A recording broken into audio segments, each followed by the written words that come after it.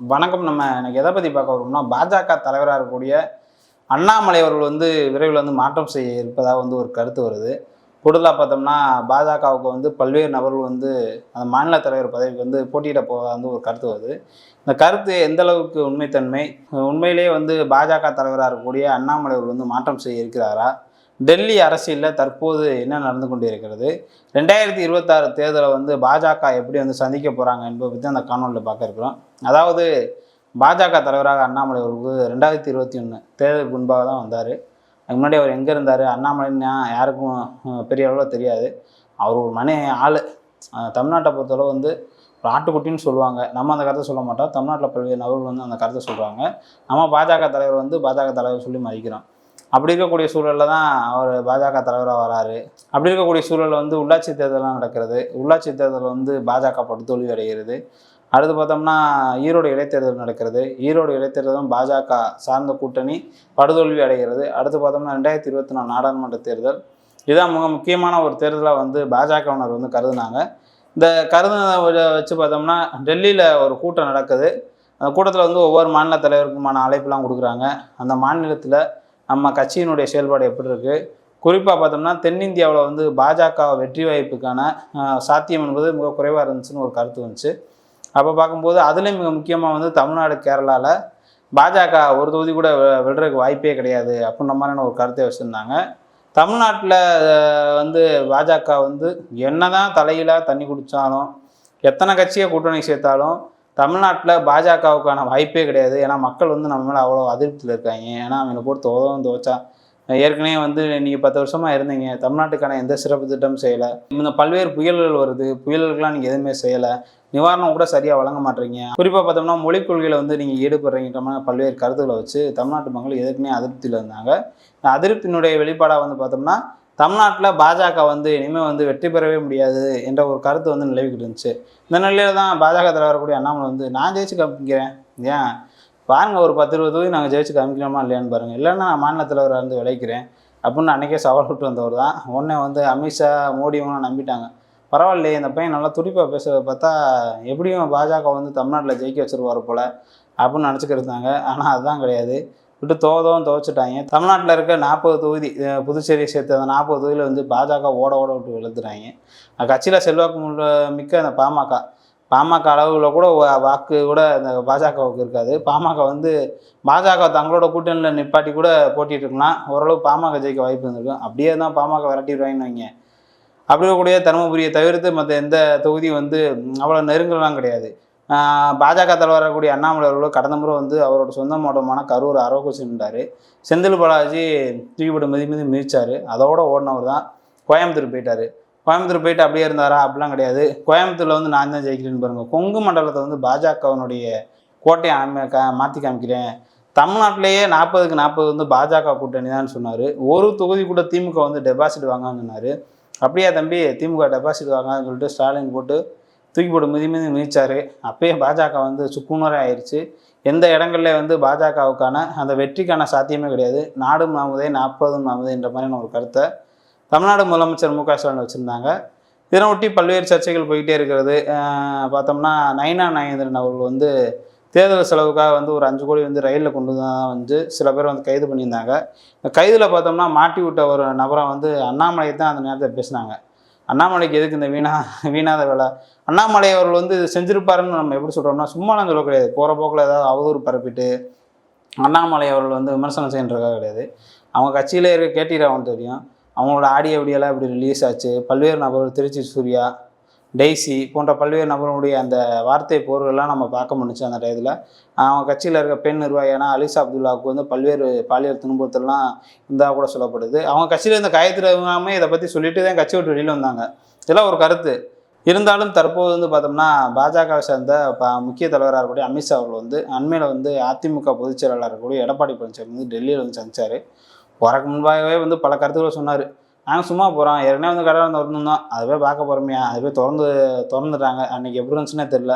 ஏதோ சும்மா கையில் ஓப்பன் பண்ண சொன்னாங்க. நான் ஓப்பன் பண்ணேன். அங்கே ஸ்க்ரீனு அப்படியே டிஸ்பிளேல திறந்து போச்சு. அதான் எனக்கு தெரியும். மற்றபடி ஒன்றும் இல்லைன்ற மாதிரி எடப்பாடி பழனிசாமி போனார்.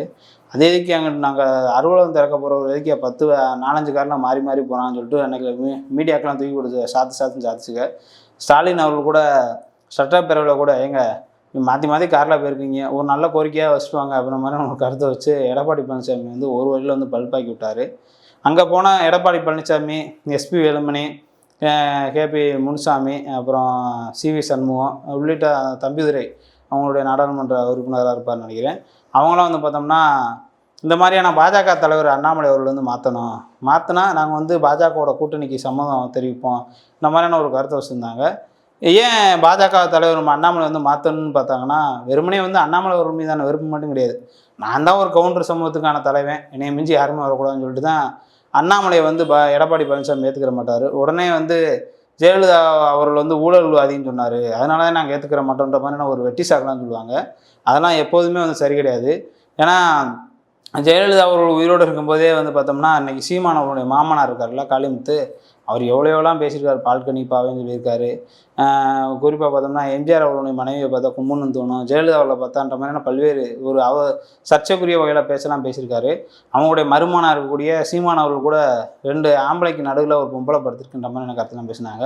இந்த கருத்தெல்லாம் கேட்டு சீமான் அவர்களுக்கு ஆதரவு தெரிவித்தவங்க என்ன அண்ணாமலைக்கு என்ன ஊழல் வாழ்ன்னு சொன்னோன்னா அவ்வளோ கோபமாக வரப்போது, அப்படிலாம் ஒன்றும் கிடையாது. ஜெயலலிதா அவர்கள் வந்து ஊழல்வாதின்றது வந்து நாடு வந்து உண்மை தான், யாருனாலையும் வந்து அதை மறுக்க முடியாது, நீதிமன்றத்தாலேயே தண்டிக்கப்பட்டவர் தான். இது ஒரு புறம் இருந்தாலும் எடப்பாடி பழனிசாமிக்கு வந்து இந்த கவுண்டர் லாபின்னு ஒரு லாபி இருக்குது. மேற்கு மண்டலம், குறிப்பாக கொங்கு மண்டலம் சொல்லுவாங்க, ஒரு 40-50 தொகுதி இருக்குது. நான் தான் ராஜான்னு சொல்லிட்டு தெரிகிறது தான் எடப்பாடி பழனிசாமி வந்து மிக முக்கிய நபராக இருப்பார். அப்படி இருக்கக்கூடிய சூழலில் அண்ணாமலை அவர்கள் வந்து வளர்ந்து வர்றது வந்து எடப்பாடி பழனிசாமி பிடிக்கல. நான் உங்களோட கூட்டணி வைக்கிறேன், நீங்களே கூட அனுப்பினா முதல்வராக இருங்க, நான் ஒரு சிண்டேவாக மாறிக்கிறேன், இந்த மாதிரியான ஒரு கருத்தை வச்சுக்கிட்டு அண்ணாமலை மட்டும் மாற்றி கொடுங்கன்னு சொல்லிட்டு பேசிட்டு வந்துட்டார். மறுநாளே பார்த்தோம்னா அண்ணாமலை வந்து டெல்லி தலைமையை கூப்பிட்டு, தலைவாங்க வா, என்ன அந்த மாதிரி உன்னை மாற்றணும்னு சொல்கிறாங்க, ஏற்கனவே நீ அதுன்னு பேசி வச்சுருக்க போல், ஏற்கனவே நமக்கு மான மரியாதையே தமிழ்நாட்டில் கிடையாது, யாரை பார்த்தாலும் சின்ன பையன்லாம் இந்த ஒரு படத்தில் நீங்கள் வடிவேல் படத்தில் பார்த்துருப்பீங்க, கொஞ்சம் போயிட்டே இருப்பான், நீ அதுக்கு சரிப்பட்டு வர மாட்ட, அப்புறம் இன்னொருத்தர் வருவேன் அப்படியே முகத்தை பார்த்துட்டு நீ அதுக்கு சரிப்பட்டு வர மாட்டேன்னு ஒரு கருத்து வைப்பாங்க. அது மாதிரி தான் நான் எதுக்குடா சரிப்பட்டு வர மாட்டேன்ற மாதிரியான நிலையில தான் பாஜக வந்து தமிழ்நாட்டில் இருக்குது. கடைசி வரைக்கும் பாஜக எதுக்கு சரிப்பட்டு வராதுன்னு சொல்லிட்டு யாருமே சொல்ல மாட்றாங்க. ஆனாலும் இருந்த போதிலும் எதிர்காலத்தில் பாஜக தலைவரை வந்து யார் வர்றதுக்கான வாய்ப்பு இருக்குதுன்னு சொல்லிட்டு பல கருத்துக்கள் வைக்கிறாங்க. குறிப்பாக பார்த்தோம்னா அங்கே பாஜக தலைமையில் வந்து அண்ணாமலை அவர்கள் வந்து கவுண்டர் சமூகத்தை சேர்ந்தவரும், அதிமுகவினுடைய பொதுச் செயலாளர்களுடைய எடப்பாடி பழனிசாமி வந்து கவுண்டர் சமூகத்தை சேர்ந்த தலைவராக இருக்கனால இந்த 2 காம்பினேஷன் இருந்தாலும் மேற்கு மண்டலத்தை தாண்டி நம்ம அரசியல் பண்ண முடியாதுன்ற மாதிரியான ஒரு கருத்தை வச்சுருக்காங்க. அதனால் வந்து நயினா நாகேந்திரனவோ தமிழிசை சவுந்தரராஜன் அவங்களே வந்து தலைவர் ஆக்கலாம், அவங்கள ஆக்கும் பட்சத்தில் கவுண்டர் லாபிக்கு வந்து இவங்களை வச்சுட்டு ஏற்கனவே வந்து நம்ம பாஜக வந்து கொஞ்சம் வலுவாக இருக்கணும்னு சொல்லிட்டு சுத்திரி திரிதிக மேற்கு மண்டலத்தில் அதை வச்சு எடப்பாடி அவங்களோட கூட்டணி வச்சு நம்ம எதாவது ஜெயிக்கலாம் அப்படின்னு நினச்சிருக்காங்க. இங்கே தென் மாவட்டத்தில் யாராவது நயினா நாகேந்திரனையோ தமிழிசை சவுந்தரராஜனோ ஏதாவது போட்டு நம்ம அங்கே ஒரு லாபி பண்ணி ஏதாவது தென் மாவட்டத்தில் சில பேரை வந்து மண்டையை கழுவிட்டு முக்குளத்தூர் சமூகத்தில் பாருங்கள் அவங்களுக்கு பிரதிநிதித்துவம் கொடுத்துருக்கோம் அப்படின்னு சொல்லிட்டு ஒரு அரசியல் பண்ணான்னு பார்க்குறாங்க. இதனிடையில் பார்த்தோம்னா ஓபிஎஸ் இருக்கார், டிடி விதிநகர் இருக்கார். டிடி விதிநகர் வந்து ஒரு பாஜகவினுடைய ஒரு நேரடி பிள்ளையாகவே, அதாவது மோடியினுடைய நேரடி பிள்ளையாகவே மாறிட்டார். நான் அடுத்து சொல்லிடுவார், அடுத்து அண்ணாவாக பார்க்குறேன்னு சொல்லிடுவாங்க, எம்ஜிஆராக பார்க்குறேன்னு சொல்ல முடியாத ஒரு சில குறைகள் தான் இருக்குது, அதையும் கூடிய விரைவில் சொல்லுவாங்க. ஓபிஎஸ் அவங்கள்ட்டே சரணடைஞ்சிட்டாரு. ஏன்னா ஏற்கனவே வந்து ராமநாதபுரத்தில் ரெட்டலை எதிர்த்து போட்டிட்டார். டிடி விதிநகரன் அதே மாதிரி தான், அவர் கூட அமமுகன்னு சொல்லிட்டு ஒரு கட்சி வச்சுருக்காரு. இவர் வந்து நம்ம தொண்டர்கள் உரிமை மீட்பு குழுன்னு வச்சுக்கிட்டு ரெட்டலை எதிர்த்து போட்டி போட்ட ஓபிஎஸ் வந்து அவங்ககிட்ட சரணடைஞ்சிட்டாரு. சசிகலா வந்து என்ன பண்ணுறேன்னே தெரியாமல் இருக்காங்க. வாரத்துக்கு ஒரு தடவை ஏதாவது அதிமுகவில் முன்னாள் அமைச்சராக கூட வைத்தினாங்க, அவர் வீடு பக்கத்தில் இருக்குமானதில்ல, போயிட்டு சந்திச்சுட்டு நாங்கள் வந்து ஒன்றாக போகிறோம்னு சொல்லிட்டுறாங்க. நீ எத்தனை வருஷத்து தாண்டா அதை சொல்லிட்டு ஏமாத்துவீங்க மாதிரி நம்ம கேள்வியாகவும் இருக்கிறது. இருந்தாலும் இந்த நேரத்தில் வந்து இன்னொரு லாபி நம்ம தெரிஞ்சுக்கிட்டாங்க. ஏன்னா பாஜக வந்து தமிழ்நாட்டில் தோக்குறதுக்கு வந்து மிக முக்கியமான ஒரு வாக்கு வங்கியாக இருப்பது வந்து தலித்துங்களுடைய வாக்கு, இஸ்லாமிய கிறிஸ்தவனுடைய வாக்கு. அப்போ பெரும்பான்மையாக இருக்கின்ற சில சமூகங்களை போடும்போது இவங்களுடைய வாக்கு ஏற்கனவே வந்து கிடைக்காது. தலித் சமூகத்தினுடைய வாக்குகள்லாம் திமுகவுக்கு போயிடுது, இஸ்லாமிய கிறிஸ்தவ சமூகத்தினுடைய வாக்குகள்லாம் திமுகவுக்கு போகுது. அதை தாண்டி ஏனைய பிற்படுத்தப்பட்ட மக்களுடைய வாக்கும் திமுகவுக்கு போகுது. அப்போ வந்து எல்முருகனை வந்து நம்ம பாஜகவினுடைய தலைவராக மாற்றலாமான்னு சொல்லிட்டு மீண்டும் ஒரு ஆலோசனை நடந்துக்கிருக்காங்க. அதாவது நம்மலாம் சொல்லுவோம் தெரியுமா, லெஃப்டில் இண்டிகேட்டை போட்டு ரைட்டில் திரும்பாண்டு, அது மாதிரி பாஜக வந்து எல்லோரும் நயினா நாகேந்திரன் தமிழிசை பற்றி பேசும்போது எல்முருகனுக்கு வந்து திரும்பி ஒரு செட்டப் தயார் பண்ணியிருக்காங்க. ஏன்னா 2021 தேர்தல் வந்து 4 தொகுதியை ஜெயிச்சு கொடுத்தாரு. தெரிஞ்சா தெரியாமலோ வேலை தூக்கினா வேலை தூக்கிட்டு ஓடுறாரு, காவடியை தூக்கினா காவடியை தூக்கிட்டு ஓடுறாரு, நாம் நாம் சந்தித்த சிறந்த அடிமைகள் 2 அடிமைகள் இருக்கிறார்கள் என்று சொல்லுவ மாதிரி எல்முருகனையும் அண்ணாமலை நினைக்கிறாங்க. இவர் பார்த்தோம்னா பாத யாத்திரைன்னு சொல்லி ஊர் ஊராக சுற்றிட்டுறாரு, இவர் வேலை தூக்கி சுற்றுறாரு. பரவாயில்லையே 2 பேரும் நல்லா சுற்றுறாங்களே அப்படின்னு நினச்ச பாஜக வந்து இவங்களுக்கான ஒரு வாய்ப்பை கொடுக்கணும். அண்ணாமலையை மாற்றும் பட்சத்தில் வந்து குறைந்தபட்சம் நம்ம கொங்கு பகுதியாவது ஒரு 30 தொகுதியிலாவது மீண்டும் கைப்பற்றணும். அதுக்கு வந்து பெரும்பான்மையாக இருக்கின்ற கவுண்டர் அருந்தை சமூகத்தினுடைய வாக்குகளை வந்து மையப்படுத்தி அரசியல் பண்ணுறதுக்காக எல்முருகனை வந்து மீண்டும் பாஜக தலைவராக தேர்ந்தெடுக்க வாய்ப்பு இருப்பதாக தான் நான் கருதுகிறேன். எதோ எப்படியோ மீண்டும் கொஞ்ச நாள் பொறுத்திருப்போம் என்னதான் அவங்க பண்ணுறாங்கன்ட்டு. ஏன்னா நம்மளுடைய கருத்து இந்த மாதிரியான இருக்கும் பட்சத்தில் அதுகளும் தேசிய லெவலில் இருக்காங்க. ஏன்னா அவங்களுக்கு ஒரு மிகப்பெரிய ஒரு குறை இருக்கிறது. இந்தியா முழுவதும் காங்கிரஸ் வந்து எல்லா மாநிலத்தையும் ஆண்டுட்டாங்க. பாஜக அதற்கு அடுத்தபடியாக ஆளணும்னு நினைக்கிறாங்க. அவங்களுக்கு ஒரே தடையாக இருக்கிறது வந்து தமிழ்நாடு, கேரளா தான். கேரளாவில் எப்படியோ முட்டி மோதி அடுத்த தடவை வரலான்னு யோசிக்கிறாங்க. தமிழ்நாட்டில் தந்தை பெரியாரினுடைய அரசியல் வந்து தெரிந்தோ தெரியாமலோ மக்கள் வந்து மிகப்பெரிய அளவில் பின்பற்றுறாங்க.